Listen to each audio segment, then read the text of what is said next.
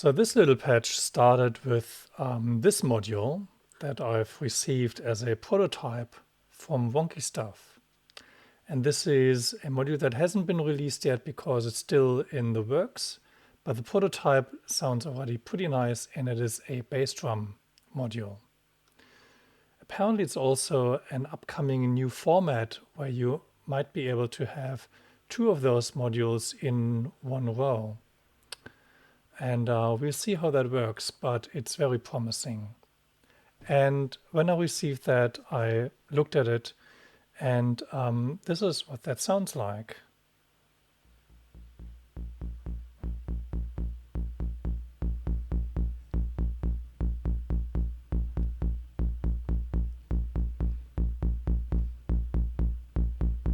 A really nice kick drum.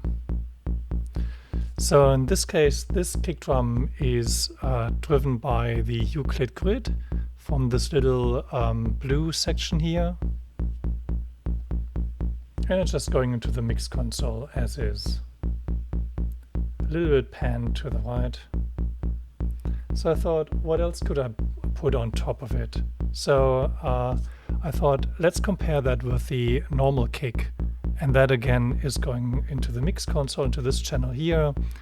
And it is driven by the Euclid grid, again with the little purple section here.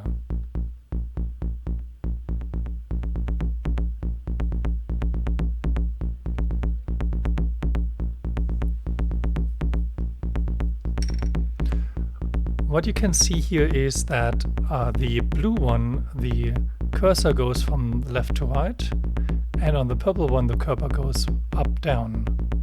And this is something that you can change on the Euclid grid, which is really cool. So then I thought, let's add all the kick drums that I have in my system, and I've added the bass drum from the drum kit module as well. And this is on this channel right here.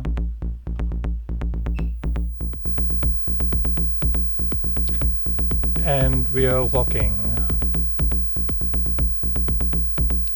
And this drum is driven by this little yellow line here. It's really just a 4 on the floor.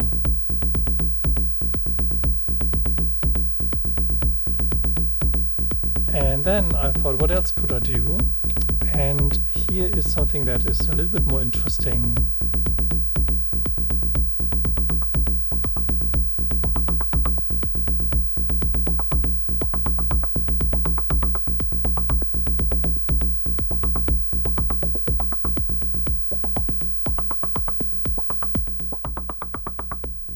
And this is the low pack here.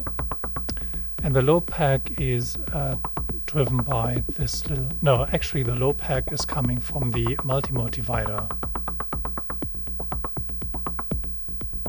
And the multi-mode divider is triggering the low pack, which is just getting some noise from the noise module here. And then the output of the low pack is going into my wasp filter.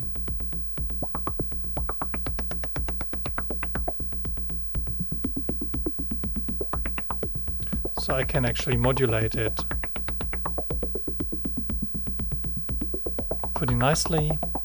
But then I thought it would be more interesting to add a little bit of sample and hold to this. There was a recent discussion on the forum how you would use it. So here I'm just adding sample and hold to the CV in on the wasp filter. And this is coming from the sample and hold module up here. It is getting noise as the input, and the trigger is, I don't actually know where the trigger is coming from. It's also coming from the multi-mode divider. So just samples a voltage, a certain voltage, and just applies that to the wasp filter here. So you get a bit of a random cutoff.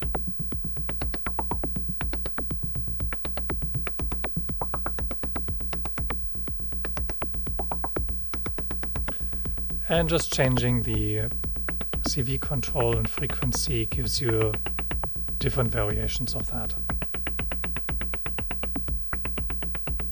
So the next thing I thought was to give it a little bit of a melodic lines, or a bit, and this is from the Solina. And the Solina, usually I use this as a kind of a pad, but in this case, because it's also rhythmic, I wanted to just have stabs.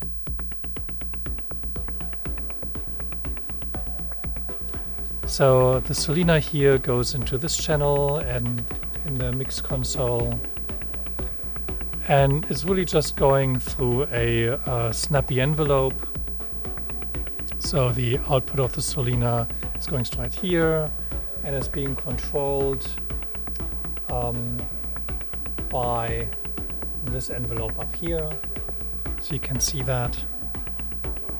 And this in turn is controlled by the Trig 164 up here in track 1.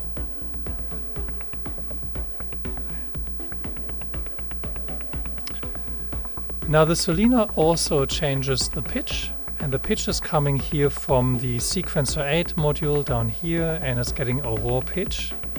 And the clock again is coming from Trig 164, the same way that triggers the envelope.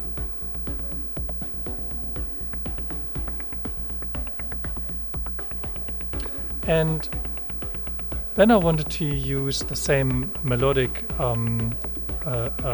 the same melodic lines to create a bit of a supporting voice for that.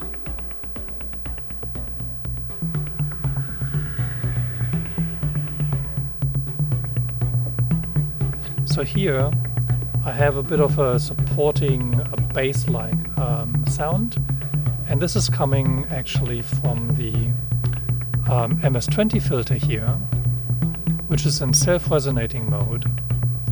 And I'm actually changing the cutoff frequency of the filter with the same pitch information from the sequencer 8 that's also driving the Solina.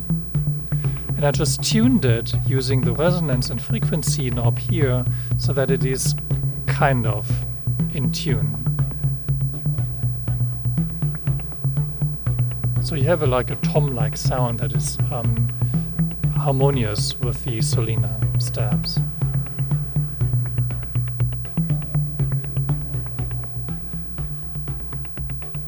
So then I also wanted to put some kind of bells on top of that, and this is where I created this. And because I ran out of channels, and I didn't want to repatch everything into the admix to give me more channels, I actually patched this one into the FX2 on the mix console. And that's really cool because it has a left and right channel. And what I did was I used the trick on the Wonky Stuff QVCA to pan it left and right, driven by an LFO here.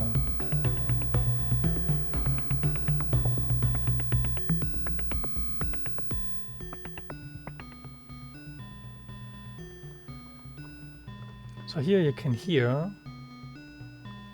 how this is panning left to right from an LFO. And the way this works is as follows. So the output of the wavetables in this case, this output is going into the QVCA in channel 1. Then the trigger or the envelope for this is on the envelope here, right next to it. And this is in turn triggered by the sequencer, I think it's channel 2. So you can see here that's the rhythm, it's a bit different from the stabs. And then the output of the VCA goes into channel 2, or actually into mult, and goes into channel 2 and into channel 3 on the VCA. And the CV control on the VCA on channel 2 is coming from the CV tool, which is coming from the LFO. So the LFO is going to the CV tool so that I can adjust it a little bit. So here you have no panning, and then you can make the panning more pronounced using the CV tool. For panning, I really like to use the CV tool to control it, so it's not going all the way to the left and all the way to the right, because I find it a bit annoying in my ears. So with the CV tool, you can have it kind of sitting somewhere moderately in the middle. And then, so the output of the LFO or the CV tool goes into channel 2, and then the negation of that, the inversion, is going into the CV controller on channel 3, and this is doing the panning.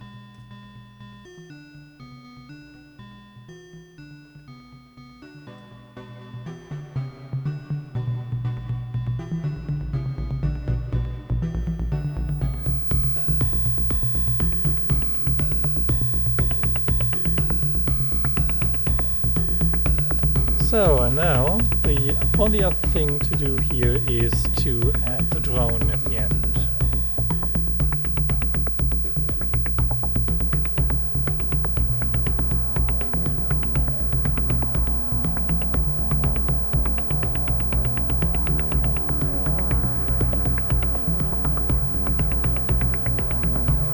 And I really like the Sawvox for these kinds of drones. It's an amazing sound. And in this case, the CV control comes from this sequencer here. And it's really only 2 different pitches that I've dialed in. And again, just tuning it by ear, so it's not perfect. And it's coming from a Trig 164 at the top here, and that's channel number 3, so it's really only every 16th step that it changes. The output of the Sawvox is going into my phaser here, so it's really getting this rich phaser sound, and that's going into this last channel here.